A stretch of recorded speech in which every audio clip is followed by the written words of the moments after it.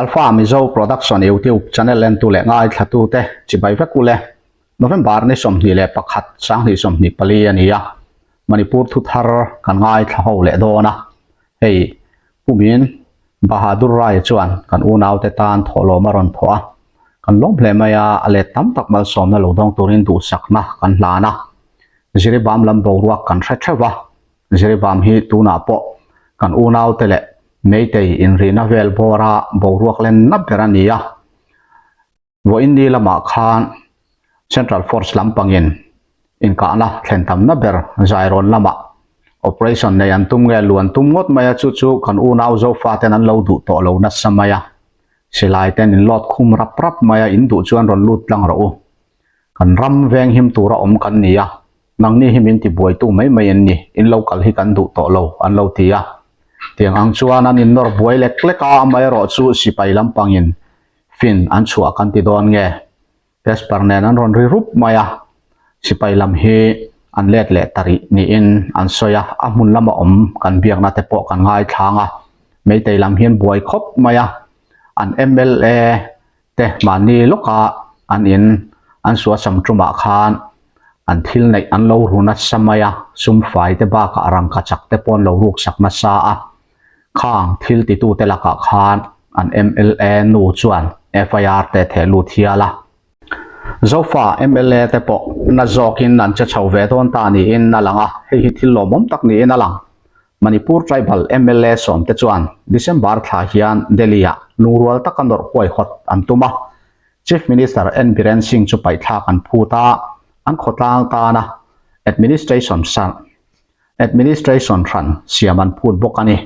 Manipur atanga tribal legislator som Rorel Lai Bharatiya Janata Party BJP atanga mi pasari te chuan December thla kar masabra Delhi nor hoi hot antuma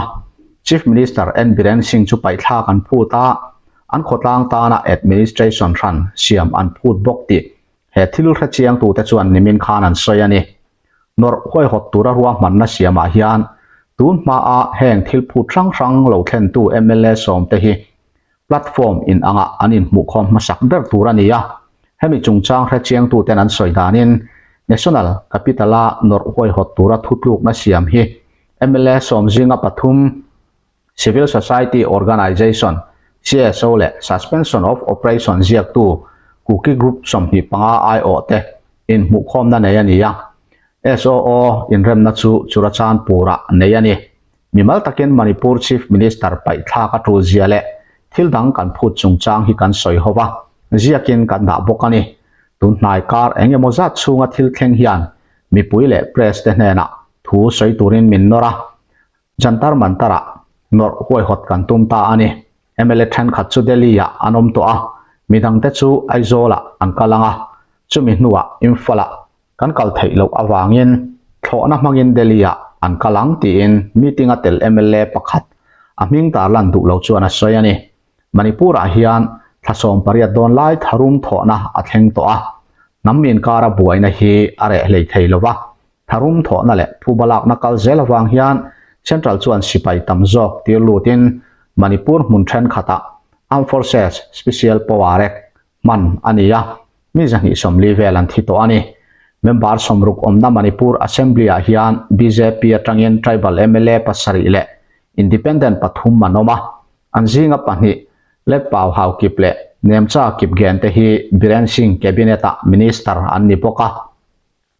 heng MLA te hian buaina achua tiratang khan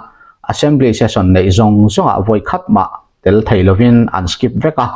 meitei te chen na infala anjin chungchanga ven himna lam an ngai tu awanga nia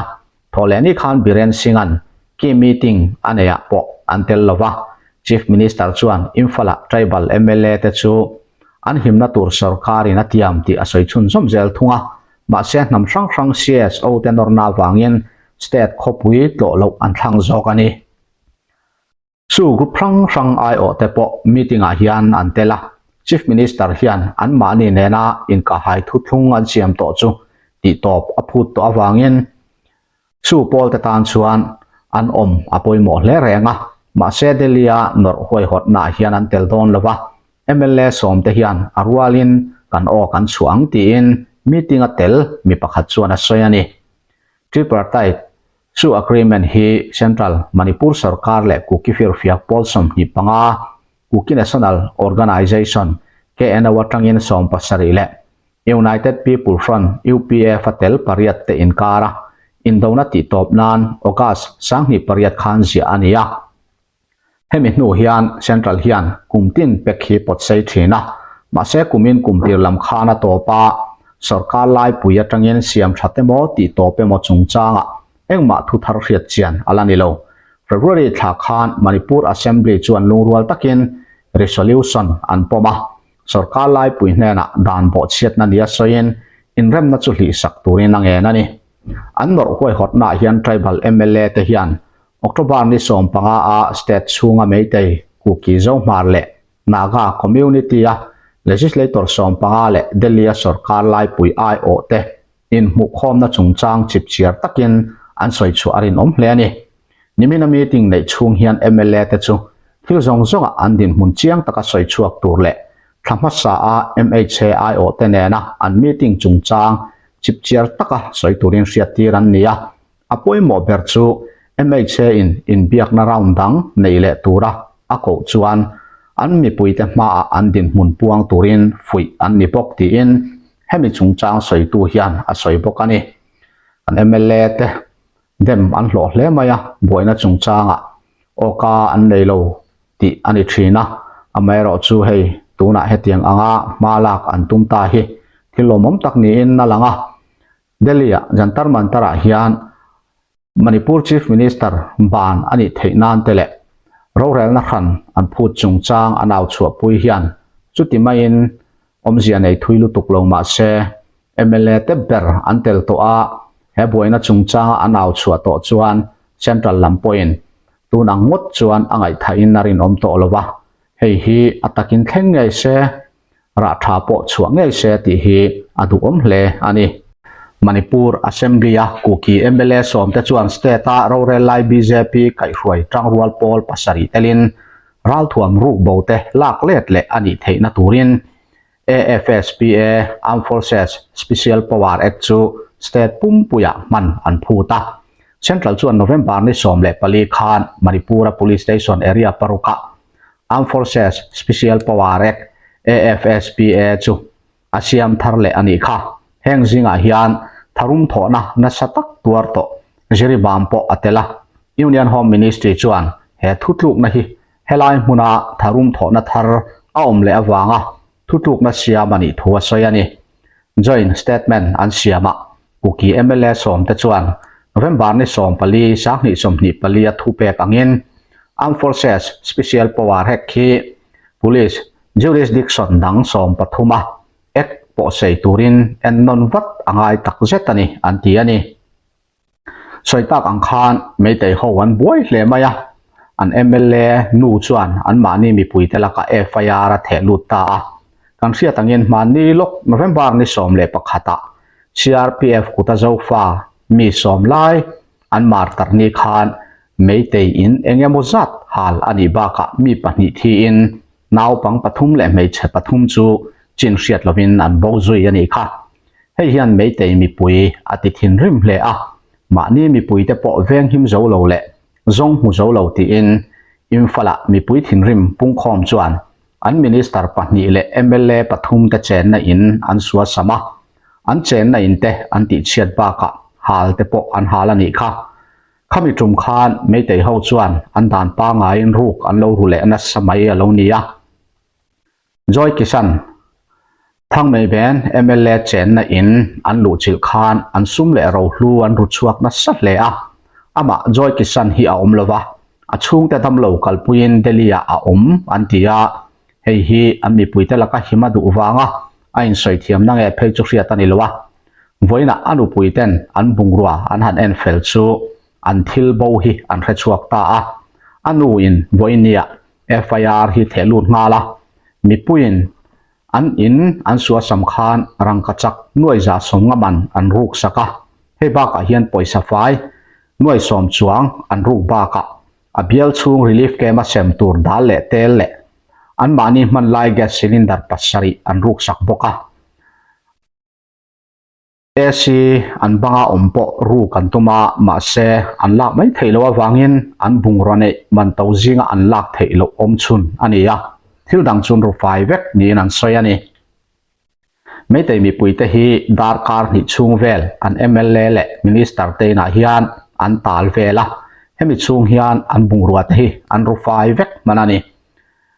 mấy tay buai na hi azual zela ma se internet a that lo awang le an ma ni lam hian an je ve tlat awangin chan chin riat a har sa le a voina khan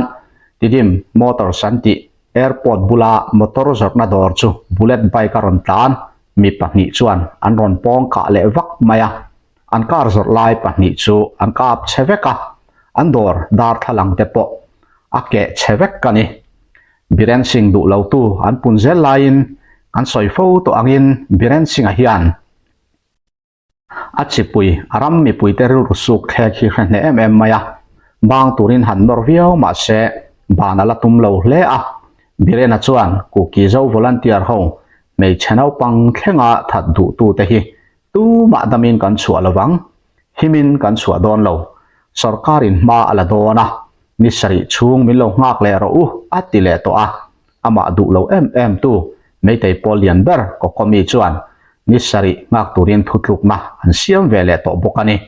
mei te ho hi chu an ri hluaya an re le mai zela an nun hi alem hle kan ti photo kha infala hian central lamruwa man na in flag march nei ani don an tia ma se hei po hi enga ma angai tak tak lo ni in na langa eng ma taka thleng ala om lawa mei te lam hian eng he huwa an ngai lo ti chu wo in ni lam thil thlenga tang poina riat le ani an buaina hi alian hle kan ti kha internet te om se chu an chan chen hi chiang jok le tunlaya tam hi kan thre thei nge in arin oma amai ro chu internet om miau lo awangin an chan chen hi riata har sa maya heng internet an ben te po hi an ma ni mei te lam bok hian du to lo ma an thin arima hetianga internet man thei lo om hi a buai jok chu an ma ni an dile thawani tiang vel chun din mun na ni ya tin an soita kang khan an MLA te in an rok kan ti an yang chu maya an suwa sama thin ura an in wa suwa sam satia mai po ni lovin an MLA nu phei chuanin khatiang anga mi pui ron kal khom kha mi pui thin rim lo kal khom ma kan ti line ru ru vek kan lo ni ati piap maya athina ur hle maya an thil an ruk saka hi tam thamarang ka chakpo nuai za som ngaman ania tin asum 5 point cheng nuai som an rutel bok ania atam tham hle maya heng te hi an mulet le ngem hriat ani lova hetiang anga an MLA te berin an mi puite laka FIR an thelut le te hian engangin nge ngonga ne nga boruak thalo zo karon keng tel le ngem ti po hriat ani lovani poni se amun lama kan biak na angai thak chun zom ngal mai te ang ole kan hriat angin jiribam lam hi kan unaw te thin rim hi ala re theilo wo in ni thleng hian mei te laka phubalak chak zek hian an la oma a om le a kan unaw zo fa mi som pasal tha te thi dan ba ka kan farm ru rong taka thi dan te kha kan la hre thewanga a thin rim thak reng boka mei te lam man ron chat chu in du hun an ron chat chua ka central force lamin engtin nan tingai lova du an ron chat thei lain ke ni lam chatur an dang zel box sia an thin rim hi ala re lo maya chuti anga nia wang chuan khulai hmuna khuan a central force tan po hian omadom vak bik lovang ti kha chiang reng maya ti chuan hei amun lama om te kan han bele thei dona kan pu po hi hei zana kaiwarin duty chuti ang reng ania wang chuan kho chung lama an ni hin duty a an soi to ang khan chuna nu ho an duty a zan lama pa ho an duty ve thunga front line a thalai deuh an duty chu tiang chu nia hei kan pu po zan lama duty ve renga tlai war reng ania taksa alo chak lo to bok nen ama thian kom tengei ngei mai tiang khan CRPF puta rong takin an thia a soi po rom tak ni ma se soi lo thei hi ni thin lova aka an ka zinga ni lo an mana soi sakan soi sak te zinga khan an tel le hala su dur wa a phek zong po ni lo riam zong an vuak te khan ni ya ari runa em ama po ti hian hei tu ama poti hian tuna hian khosikin nithum ni level kalta tang khan adam lo ve chu ti chung chung chuan helai boruak hi kan ngai ven ti mi puiten an hriat awangin nuam sam lo chung point report temin han siam sakram ram theina kan lom khop maya chunga po lom thu kan soi ma sa a ti chuan wa indi lama khan central force te po kha nangma ni lama khan ron lu an tuma han in nor lek lek boruak ri tak kha chuak man lek lek ni khan kan lo hria enge in boruak ton khale khatilaga voin ni khanin voin chun da som pani da kharin cardboard wa khanin peria central force ho kha aron lu thei keimani turuang lui kambi ki operation hi chu ti don ti khan tuma tu na poyan zana te kanin ring lo lai khan kan khochung bi gan ron lu thu thu ni chu ka thil kal reng ani a chuanin front line lam kha satellite zairon kan ti na hun khanin tu na ya in ka thing jingna ber zairon sonin voin khanin kanin nor boy deu chuani central force ho kam case par ni khanan ron thok chu kan ron du ta khochung kharon da bakan tumani ma se kan pasal sate po kha an lo in kyang san du to lo a san chu chuna kan puna soita ang khan thinrim na le kai mani zo fa ho kan pasal sate thina le ni chupti pon lo mei te ho in kan chunga an nun ron em awanga kai mani po thinrim to kan nia kan pasal sate thi hlau na khanin mi an om to lo ni chu an thi po hian hlau to lo ti khop khan an oma hei ma se kan thiangin kan che thelo na san chu kan soita angan central force lam wang hian nia tu na po khan voina tu na thil sen kan ti po kha an ron lu ta zairo na ma se kan pasal tha de lon char film khan an tum talowa indu chuan mi ron kap ro kai mani po kan ram ne nam san tu ra om kan nia kan in noi anga ni me lom ti ang khanin kan in ti boy lo na kha tle ma chu ani choni ma se an mani central force ko anin kai da yan hol ya kan in ti boy lo ni choni voin po khan chu tiang chu kan din hun ani atu na kan bo rok pal hi arit ang rek khoba in ka na hinin hi khat chung yang tlen lo ma se in ka reng thei kan ya in ka na hi chu tu na in tlen lo ma se la kai mani zo fa po pathian zara kan pasal thate hoi sen tak zar le pathian zara in ka na theina hmun che chuak turin kan in pe vi a ma se kan soita ang khan hei asfa te dirba man lo din chuak tak a lo emergency an ron pok chuak tak kha me te ho thangkam ti chu kan soila a in khel lowa chan chu an mani hianin central force ho thachak na manga hi min ti chirek le min ti down te hi an tum ni ina langa an mani ber hi ron ngam se chu atha tur ni ya zirbam poi central force ho hi om lo se zo fa le me te ho kan duang to kan han noi la chu kan du tu sam chu ni bera ma se kan tiang in thila kal thei talo tun thleng hianin chu kan din hunani a tu na po hianin zanin poni se kha mana kan soita kan khan central force ho po hianin ma kha chuanin information te an ron pian ron lut don khanin chu tiang kha tiang chun lon thir fimila kai mani pokon ron kal dona ti khan thuan ron pe thine ma se tu na chuan kha tiang ka thilo om to lowa an du ni na khan an lo lu ta a chan chu kan pasal rate ku choi te hi kan thom le tha te min man sakhian tumber ni na langa ei hini boy tlak na ber le tu na ei mani zirbam chung boy na bi kem em chu kan soita ngan nu ho po ni se mi pa ho po ni se duty kan bang thei to ni khatiang kan oma front line lo chau po ni se chung bi ka khochung bi ka po ni se ko chwati na hian duty kan om vekani me te ho hi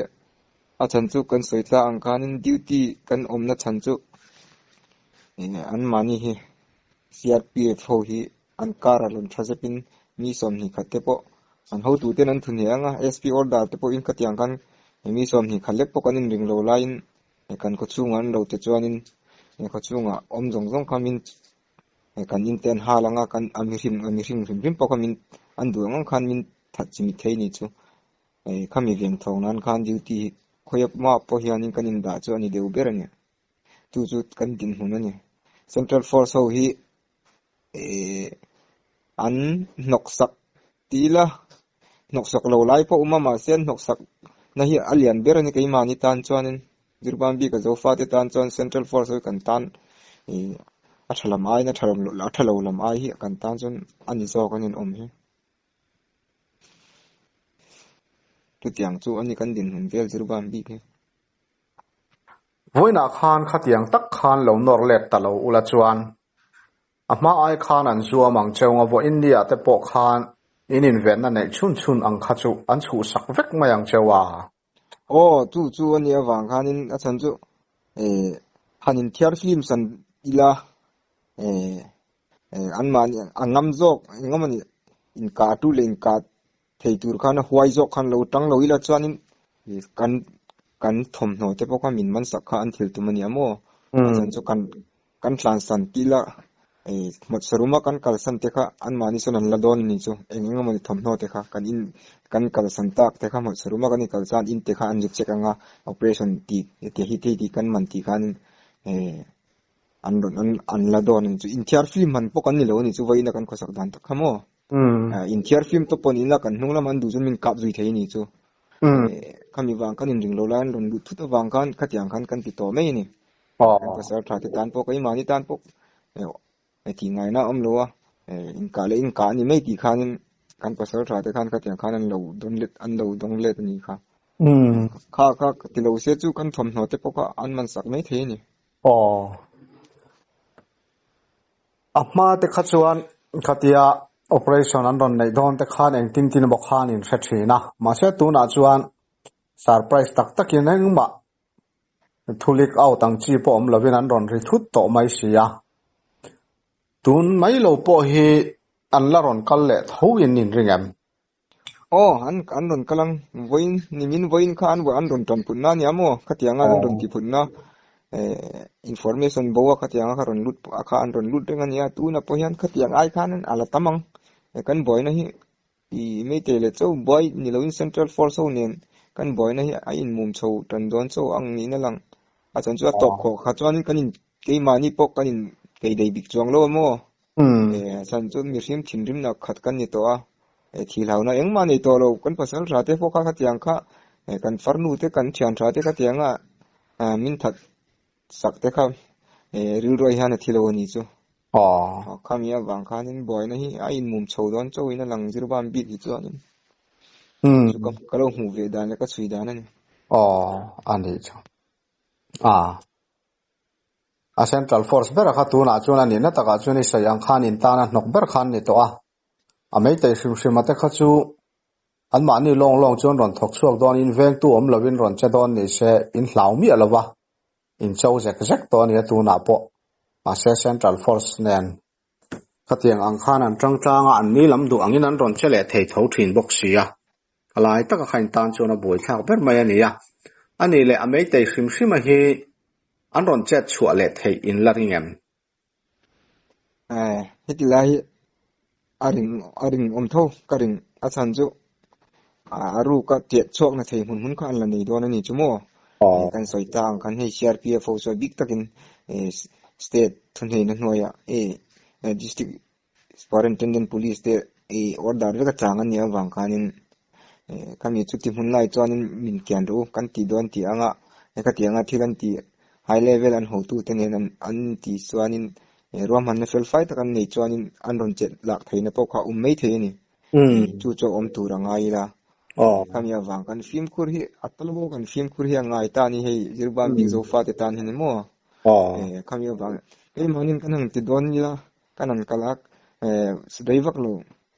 to kanan ka khanin kan an mani Central Force an ron in rozela kai mani lam hoi khan se an ron kap bok zela wang khan kan tan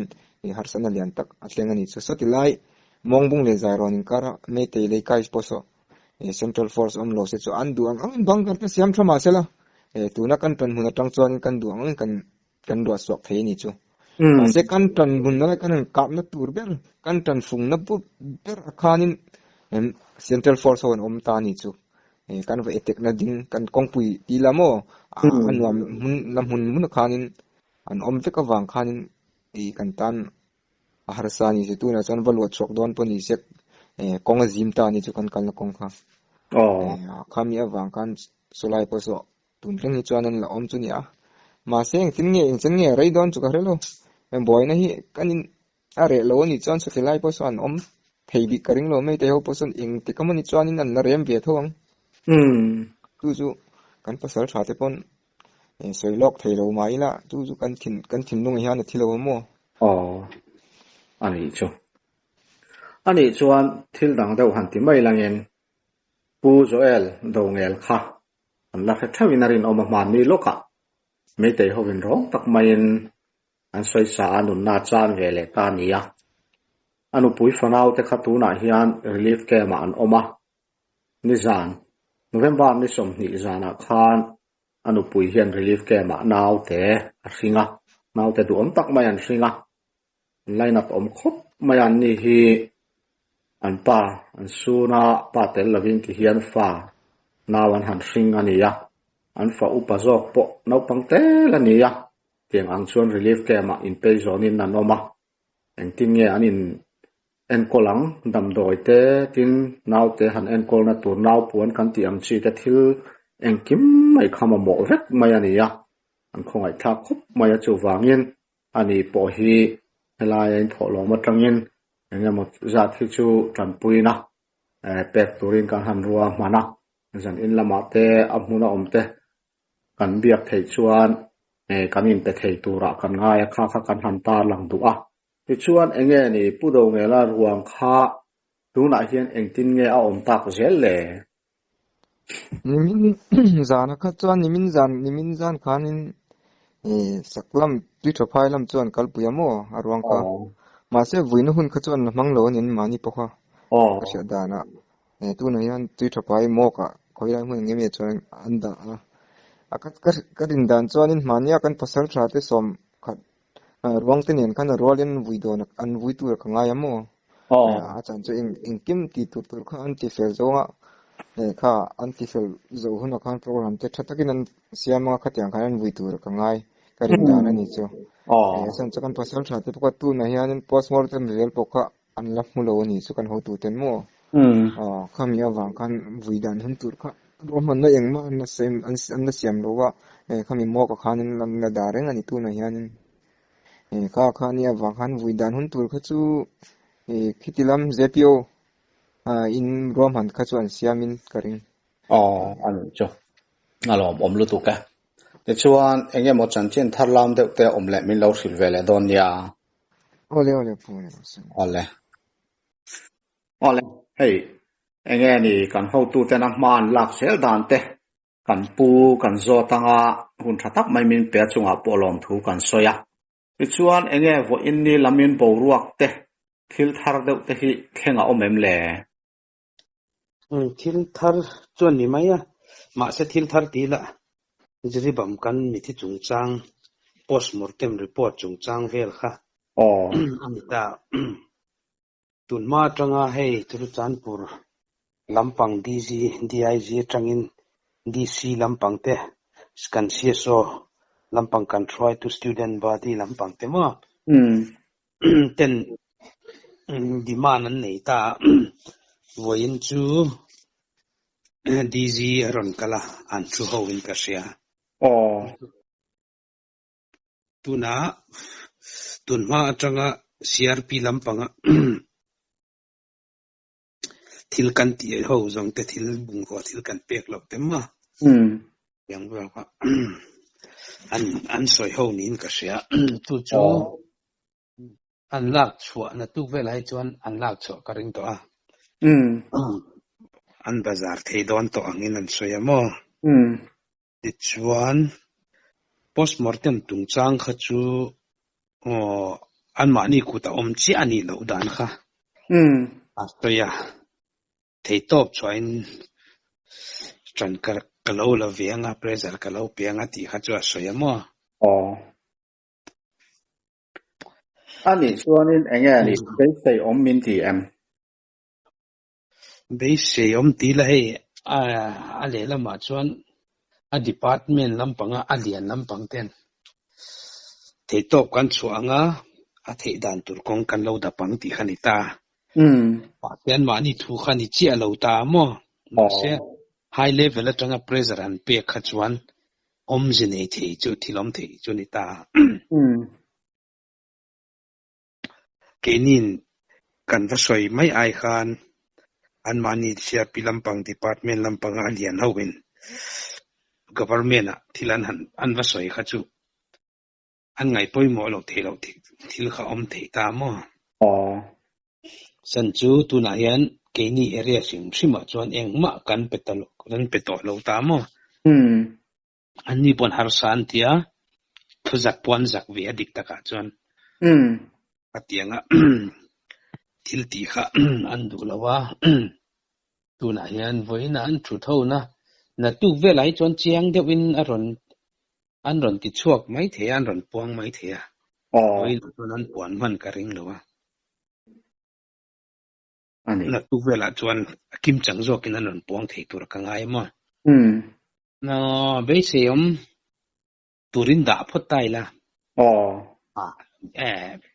mi sakya pon ni lawa officer lian an ni to ne so te kan student body te ma thutia man han nei thei kha chu puitin lo po kan jak ve thonga an puitin chan tumang karing nia mi poi mo chin an nia an ni nan no na question ta kan ti ngam chuan om zanai tur chu nia sengin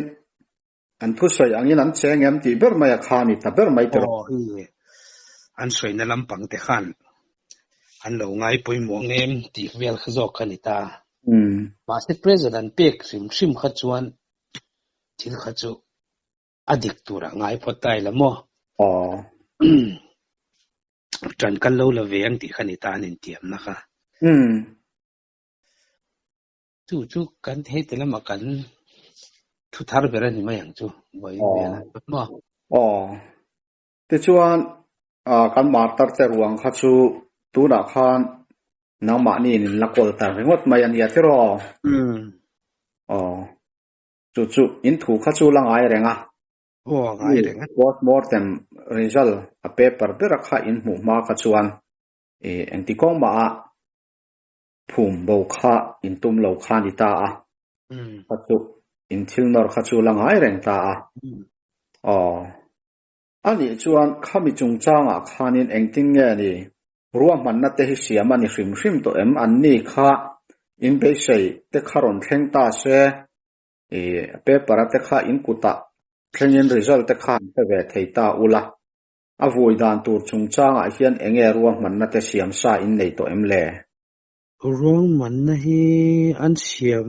chu ka ring tho ma se mi pui riat tura chon puan cho khai hang am chuang lo mo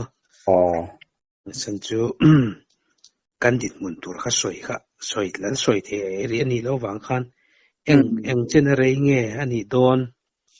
ti khala riat ani si lawa ma se rol man na chu JPO joint student body ho hian an siam ka ring tho tun din mun ayan atlang puin joint student body lampang ten tranan la mo jeri bom chung changa kan mi thi te chung changa hian ani chu chu tiang ani chuan nang ni tan po be sei om ve zel tura ngai tai langin khatiang anga nang ma ni lampon ron tor to cheu ni chuan engtin nge hei kan MLA te po December tha jantar mantar lama va in lung oilo na lantir an tum chung chang te kha ari ring ta view maya hei notice news lama te po mu tur on ta zeu zewa lung oilo na te lantirin khatiang ang khan MLA zofa MLA zong song te khan kutilaya nang ma ni lamina tuna central input ber rural na khan administration fan te tin biren sing pai thak tiang chi te kha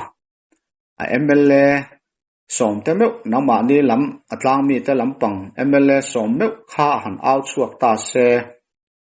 nang ma ni tan hian om zia anei phak ki ringen tang rual se chu anei phak ang chu kati om zia chu a mei te lam po an au la ber chu he tilama ke ni MLA som po pai tla zo lo tia ảo na re khat a pui ber kha ni ta mo biren bulan soi po disqualify turan nor na hi arei ma se an nor angin me te lampangin an nor angin ke ma ni lampang po an che chuang lowa ma se ma ni mi mala an thei to ka chon huna chon an lo che ve ang hian a lang ta mo ting shet le me ting shet a chon chu nya in tur wal de win het hian jan tarman tarvela ten lungoi lo na te han nan tir thei se chu thil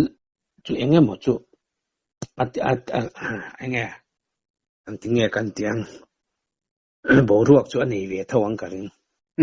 nia hetia ngoi ngop ai chuanin MLA ten in lungrual taka du thumun an nei zia an lan suah tir kha chu a central tan po mi pasari lai mai BJP pa tling kha in nei ve ta wan pathum kha independent mo BJP ni lawan ni ta ni po telta setin a BJP MLA pasari lai mai kha antel ve ni si chuanin omzia chu omve de ulek tura chuan kan nga ya a chan chu tuna hian central po hian ka lo thlir ve mai dan chuan mani loka MP kan in thlanga khata po tling ngei tura ma an la khati khopan che chungin an tling zo ta si lawa le election po hi omle ta se nang ni lama chuan tla fai vek tura ani ngai to in karinga heta infal lampang me te ho chen na lama po kin zo hian in rin karing to chuang lawa an ni du ber hi chu kin le hi ni mai a ka lo nga ya ni tura tan po chuanin thil thui takan ngai tunga ke ni aya fing ve kan ni ya hila wang ringot po hianin omzia hi nei pha viawang em o ti te kharil ruwa lo om mai maya eng po ni se karil ruwa chuan cha chuak mi lawa hetia ngoi de rang mai thil enge moron thena lungoi lo thu han in tiam le ringot han tar lana chu adik lo chu tiamin ti tan chu dik lo han ti le ringot thin ai kha chuanin omzia chu nei deuh tura chuan kan ngai ani chuan enge ni a in ka na lampang an tiang chia te hian ala thar deuh te nau ma ni lama omem le zanin chu yang lo cycle area ange ngoi ro akwa kanen lo kange darga vela khan ain tranan ron tiamo ma se net that lo wang khan saibol bungpi block ti lampang hian me hawin darga vela tangin an ron ka pan tiamo chu chanching akim chang zo kan antuma kanin be thei ta lo ta WhatsApp in min ron sen tur khan ni ta ma se anom na kharem ta lo wa wifi an na a khan min ron se na ma se a lut man ta lo ni an net kha a zo nge cho kanin be chun jom thei ta lo wa ma se kan na chang let lo ti khan e kanin biak thleng khan tun thleng chon eng tin nge nom ti anom ang ti chu ka se thei to lo ani Taibol bungpi area lampang ani ta mo a khalampang kha chu ale lama chuan nang ni kha chuan in hlau lu tuk lo deuh hlekin ka ria ron thok chuak po ni se mei te kha chuan rala tanga ron ka kha ani deuh maya in chan let lem lo phei chuan in mei te ho pon an ron ka breng pe big don che wem ni chu ti wa kan chan let lo chuan la sa atop na bera chuan an top lo chuan se pa in an chang le tanga ku tiang vel chu ni mai tun din mun ai chuan mo chu tiang ani chuan in in ka na salu tuk lo tura han ngai vele ringot photila nak tuk lama chuan a kiat theyang chu motro na tuk vela chuan a hria thei tong ani amun danga chuan am lo chu ni mai voina mo chu po tu atak nge tak lo ti kha kan confirm thei ta lo ni chu ma se kan ka biak kan in biak puina pa hian amun na nge tia tanga ka sia ta dia ron te mo adik ve thong ka ti me ma se ai chang le lo hi chuan in ka na kha tak tak kom the chuang lo wa Central Force chu tam view ma se infal lam bo ru ka wang hian infal lama hian anin chek muk deuh hlek ni hian alanga amei te hi chu ron ta cha chuak du tak tak ni seng chuan ron chat chuat theina hi chun langa mai tro nga lut anga lam pang chan nga mo ma se du angin a che te to lo hei CRP CAPF kan ti tu Central Armed Police Force mo hi company som nga vel ron lut ang chunita ma se ke ni district a hi chuan deployment na tur khamun a om lo ta ma se tun din mun a hi chuan an ron da ngam lo ni dik taka kan du lo ba ka hei CRP thil ti awangin jiribam chungchang a po nuam lo dawin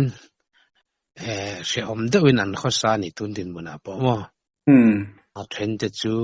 bazar thei talawa ti khan om lai khan aron lu bel kha chu thil ni thei lo hrim hrim ani ta ma se voinin biak na khan tu chuan ni po bazar thei turin phal na kha pek turang de khan an soi le ta ti chuan ke ni po in an ma ni tan thil kan ti sakanga an ma ni point ke ni tan thei top train tran kan lo la nga an ti kham an mai ta ni chu chumi ni lo chu engma thu thar lam em om big lo ani mo ani chu dik lo thu thang dik lo chu om nuala oi lampang chungchang po a then chu in lo mu don ma chu ka hre lo wa ke kang lei pak enge a in ti kha thei ni le te kang lei pak communist party ni lo yang ti nge te kang lei pak student association hi ziribama boina om in KSA kang lei pak student association lampang te mi pani an thi ti vel thu thang ta ke mani lampang te po kan zo ta an shelawa one security lampang te po kan phone an hre chuang lawa ma se thu thang cho aron omani cho thiram dan cho ma se atak ani lo farm te lo ni cho tiang vel akara tiang vel neu cho om atam wang chon thil ani na hriat chian lo confirm lo hi chu soi chi in po ka ngai lo wa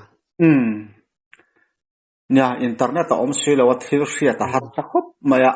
adike dik lo han ti ngot thei po hi ani mu mal to lo wa eng po ni se nak tuk lama ta chuan thu thar chiang jok hriat thei tura ngai tai langin te ro nak tu zan lama har sat na dang om lo chuan thu thar kan lo be sei don nya ole alom om lu tu pe ni le mang tha le ole dang pa